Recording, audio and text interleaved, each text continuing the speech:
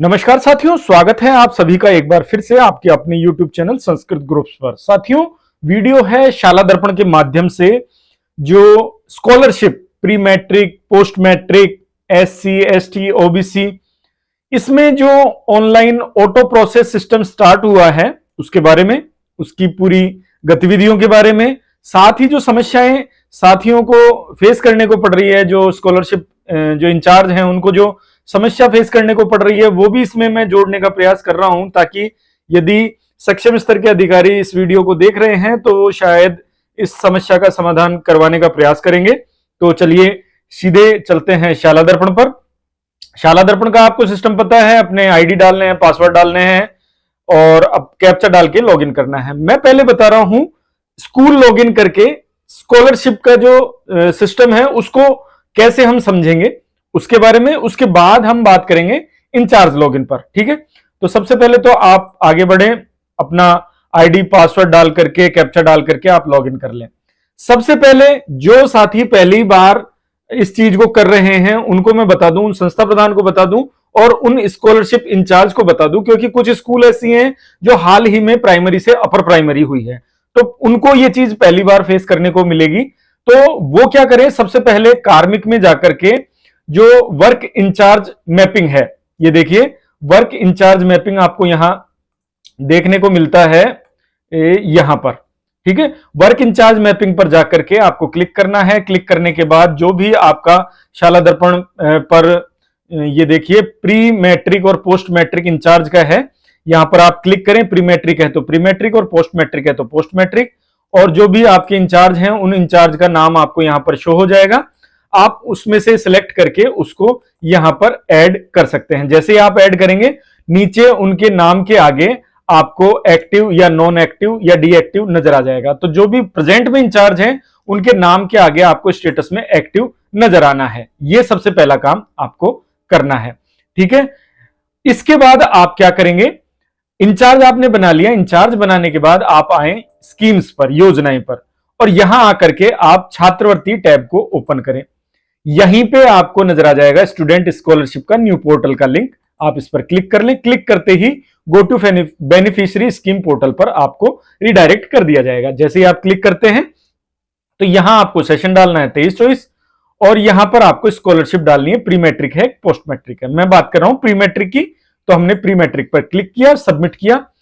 तो सबसे पहले सभी विद्यार्थी और प्रभारियों के लिए महत्वपूर्ण योजना आपको यहां देखने को मिल रही है मेरे साथियों, कि आपको इन पॉइंट्स को सबसे पहले पढ़ लेना है। बिल्कुल हां, यदि आपने इन पॉइंट्स को नहीं पढ़ा है तो आप पढ़ लें।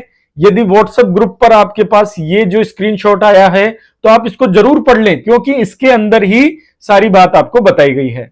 क्या कि देखो, सबसे पहली बात, प्री मैट्रिक और पोस्ट मैट्रिक जो है, इसमें सबसे पहला जो सिस्टम यहां पर शुरू हुआ है वो है ऑटो अप्लाई का सिस्टम। यानी आपको कहीं भी कोई फॉर्म अप्लाई नहीं करना है, सारे फॉर्म ऑटो अप्लाई हो रहे हैं।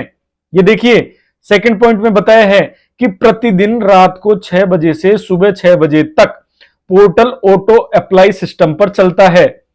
इस दौरान स्कूल प्री मैट्रिक प्रभारी शाला दर्पण और बीएसपी लॉगिन से मैनुअल रूप से आवेदन नहीं कर पाएंगे रात को 10 बजे से सुबह 6 बजे तक, लेकिन वो केवल आवेदनों की निगरानी या सत्यापन ही कर सकते हैं। इसके अलावा रात को वो अप्लाई नहीं कर पाएंगे। ठीक है, तो पहली बात तो ये है। दूसरा,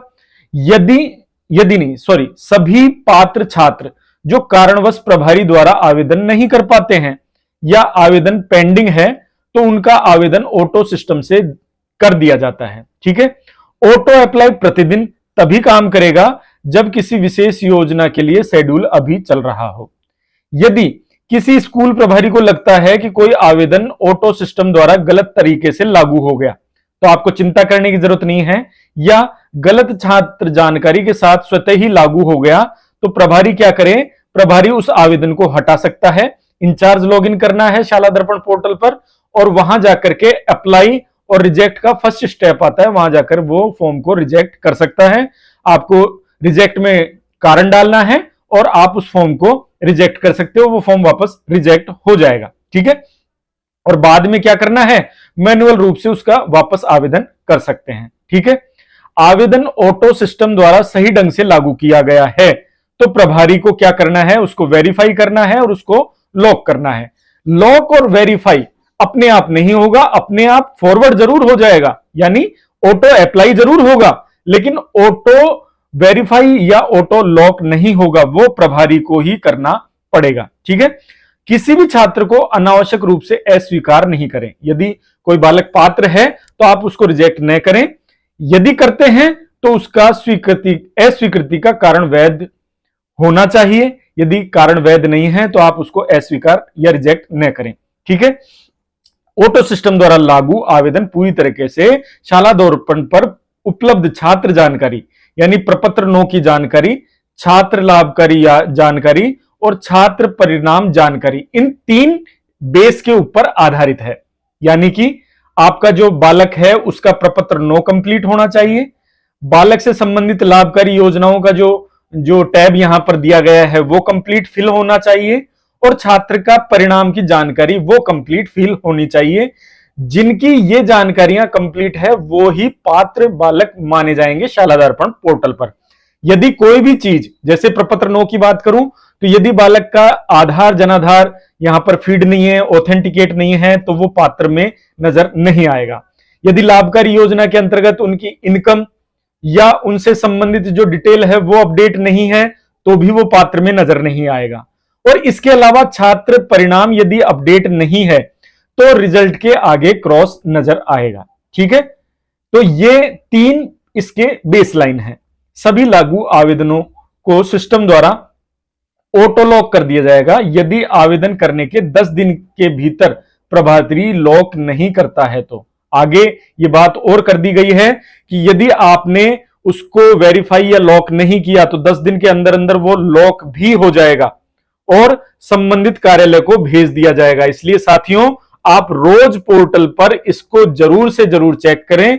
कोई फॉर्म ऑटो अप्लाई हो गया है तो उसको आप वेरीफाई करें, लॉक करें यदि सही है तो। यदि वेरीफाई नहीं करना है, उसको लॉक नहीं करना है तो आप उसको रिजेक्ट करें, अन्यथा 10 दिन के भीतर भीतर वो ऑटोमेटिक लॉक होकर के संबंधित कार्यालय को भेज दिया जाएगा। ठीक है, तो ये मान के चलिए आपको डेली अपडेट देखने लायक चीज है।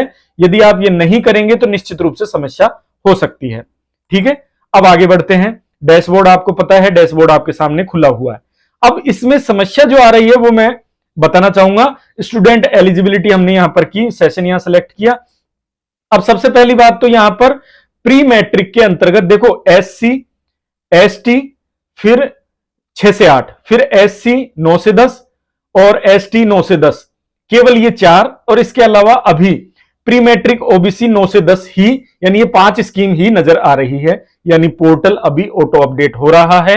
धीरे धीरे आपको इसके ऊपर जो सारी स्कीम्स हैं वो आपको नजर आने लगेगी, लेकिन प्रेजेंट में जो इस पर स्कीम्स हैं वो अभी 5 ही स्कीम हैं। जो SC कैटेगरी के कक्षा 6 से 8 के बालक हैं वो प्री मैट्रिक के अंतर्गत, ST कैटेगरी के अंतर्गत जो 6 से 8 के बालक हैं वो, इसके अलावा 9 से 10 में SC और ST और 9 से 10 में OBC, ये आपको प्री मैट्रिक में यहां पर शो हो रहे हैं। ठीक है, अब बात करते हैं, जैसे मैंने SC 6 से 8 यहां सेलेक्ट किया, सेलेक्ट करके मैंने एग्जाम्पल के रूप में क्लास 6 सेलेक्ट कर ली। तो देखो ये स्कीम रूल यही आपको बता रहा है कि कक्षा 6, 7, 8 में कास्ट SC होनी चाहिए, जेंडर लड़का लड़की या कोई भी मतलब ट्रांसजेंडर। ठीक है, डे स्कॉलर होना चाहिए, हॉस्टलर को नहीं मिलेगा। आधार एंट्री होनी चाहिए, जनाधार ऑथेंटिकेट होना चाहिए, बैंक डिटेल जो जनाधार में है वो यहां पर वेरीफाई होनी चाहिए, इनकम रेंज ज्यादा नहीं होनी चाहिए, यानी इनकम टैक्स पे ही नहीं होना चाहिए, और लास्ट क्लास का जो रिजल्ट है वो पास होना चाहिए। ऐसे बालकों को ही आपको यहां पर शो किया जाएगा। तो ये देखिए मैंने शो स्टूडेंट किया, जैसे ही यहां पर करते हैं तो आपके स्कूल के कक्षा 6 के जो बालक हैं वो आपको यहां हाल फिलहाल शो हो जाएंगे। अभी कास्ट वाइज यहां पर शो नहीं हो रहा है, यहां अभी सभी मिक्स में हो रहा है। जैसे उदाहरण के लिए ये दिलकुश प्रजापत बालक है तो ये OBC का बालक है, लेकिन अभी यहां पर शो हो रहा है।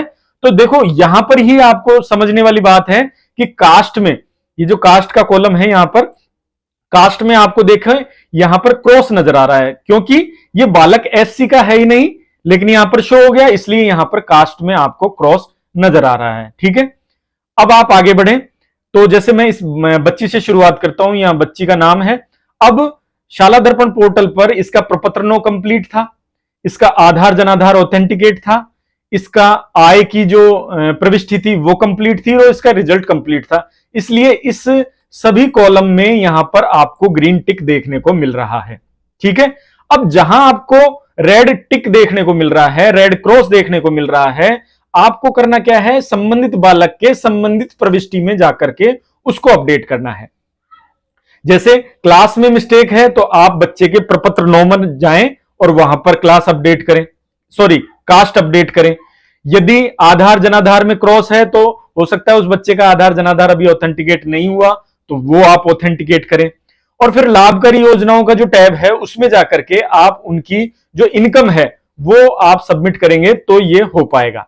ठीक है, अब मैं जो शाला दर्पण के सक्षम अधिकारी हैं उनको मैं निवेदन करना चाहता हूं, खासकर संस्कृत डिपार्टमेंट में ये समस्या आ रही है कि संस्कृत डिपार्टमेंट में रिजल्ट जो है शाला दर्पण पर अपडेट नहीं हुआ था, यानी शाला दर्पण पर अपलोड नहीं हुआ था। शाला दर्पण पर बच्चे ऑटोमेटिक प्रमोट हुए थे जैसे कि जनरल एजुकेशन में हुए थे। हालांकि जनरल एजुकेशन में रिजल्ट भी शाला दर्पण पर चढ़ता है, लेकिन संस्कृत शिक्षा विभाग में ऐसा विकल्प अभी मॉड्यूल अभी चालू नहीं है। लेकिन उसका खामियाजा ये उठाना पड़ रहा है कि कक्षा 6 में तो आपको यहां पर रिजल्ट में देखिए कुछ बच्चों में तो ग्रीन टिक देखने को मिल रहा है और कुछ में क्रॉस है। अधिकांश के ग्रीन टिक है और कुछ के क्रॉस है। ठीक है, लेकिन यदि आप कक्षा 7 देखें तो सभी बच्चों के रिजल्ट में क्रॉस आ रहा है, ये देखिए। ठीक है, यदि कक्षा 8 देखें तो भी सभी बच्चों के क्रॉस आ रहा है, ये देखिए। इसका कारण निश्चित रूप से यह हो सकता है कि रिजल्ट में कहीं कोई अपडेटेशन में प्रॉब्लम है, लेकिन निवेदन करना चाहूंगा कि संस्कृत शिक्षा विभाग में शाला दर्पण पर रिजल्ट अपलोड होता ही नहीं है। ठीक है, हां, इसका हमने एक यहां पर ट्राई करने का कोशिश किया कि रिजल्ट एंड प्रमोशन में जाकर के इनका जो रिजल्ट था उसको कैंसिल किया, उन बच्चों को वापस प्रमोट किया, उनकी ग्रेड फीड करी और फिर उनको सबमिट किया और सेव किया। ठीक है, बच्चा प्रमोट वापस हो गया, लेकिन रिजल्ट जो स्टेटस है वो अभी भी उनका क्रॉस आ रहा है। तो पूरे प्रदेश से, मतलब विभिन्न संस्कृत स्कूलों से मेरे पास भी या आपके स्तर तक भी ये समस्याएं पहुंची हैं, तो कृपया इस पोर्टल को जरूर चेक करें और ये जो समस्या आ रही है खासकर संस्कृत स्कूल्स की, इसको आप जरूर दिखवाएं ताकि ये समस्या का समाधान हो सके। ठीक है, अभी जो एज ए स्कूल लॉगिन आपको जो चेक करना है वो ये चीज चेक करनी थी कि आप बच्चों की स्टूडेंट एलिजिबिलिटी यहां पर जो शाला दर्पण प्रभारी हैं या जो संस्था प्रधान है वो देख सकते हैं। ठीक है, अब हम अगले वीडियो में बात करेंगे शाला दर्पण प्रभारी की, कि शाला दर्पण प्रभारी किस तरीके से इस नए पोर्टल को वॉच करें, निगरानी करें, कैसे अप्लाई करें मैनुअली और कैसे रिजेक्ट करें, उस पर हम बात करेंगे अगले वीडियो में। ठीक है साथियों, आशा करता हूं आपको दी गई जानकारी निश्चित रूप से काम आएगी। आपकी समस्याओं को भी मैंने इसमें शामिल करने का प्रयास किया है। और कोई अन्य समस्या आपको नजर आती है तो निश्चित रूप से आप कमेंट बॉक्स में लिखें, कोशिश करूंगा उनको शामिल करके सक्षम स्तर तक पहुंचाने का। ठीक है साथियों, बहुत बहुत धन्यवाद।